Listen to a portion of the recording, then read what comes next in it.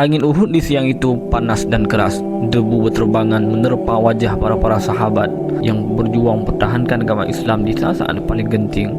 Di antara suara pedang yang beradu dan teriakan takbir yang menggema, ada satu sosok yang menjadi pusat perhatian musuh dan kekaguman para sahabat. Siapakah dia? Dia adalah Hamzah bin Abdul Muttalib, Asadullah ataupun singa Allah. Tubuhnya tegap, langkahnya mantap, dan setiap ayunan pedangnya seperti badai yang memporak-porandakan iaitu pasukan Quraisy. Ia mengenakan bulu burung unta di dadanya, simbol keberanian yang dikenal di medan perang. Namun pada hari itu sebuah rencana kelam sedang mengintainya. Wahsy mengintai dari kejauhan. Seorang budak Habasyi bernama Wahsy memperhatikan setiap gerakan Hamzah. Ia adalah seorang pelempar tombak ulung. Majikannya menjanjikan kebebasan kepadanya dengan satu syarat, iaitu bunuhlah Hamzah, kata majikannya. Hamzah telah membunuh pamannya iaitu Tuaimah dalam perang Badar. Itu menjadi alasan dendam dan obsesi mereka. Wahsy tidak peduli perang itu untuk siapa dan untuk apa, siapa yang benar ataupun siapa yang batil.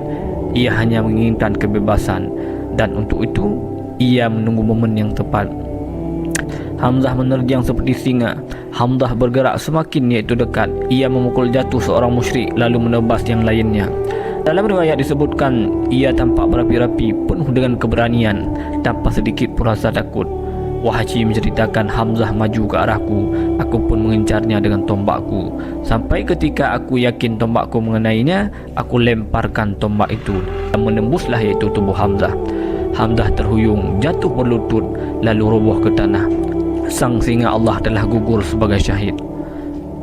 Setelah perang, Rasulullah mencari Hamzah. Saat iaitu perang mulai reda, Rasulullah berjalan di antara para syuhada.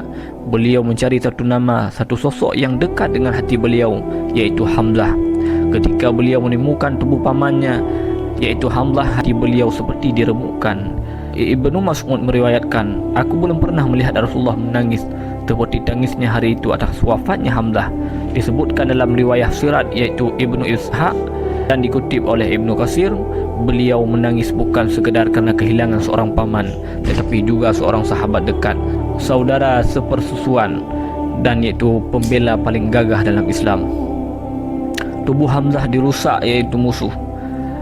Tubuh Hamzah dirusak musuh. Yang membuat Rasulullah semakin terpukul adalah keadaan jasadnya Hamzah.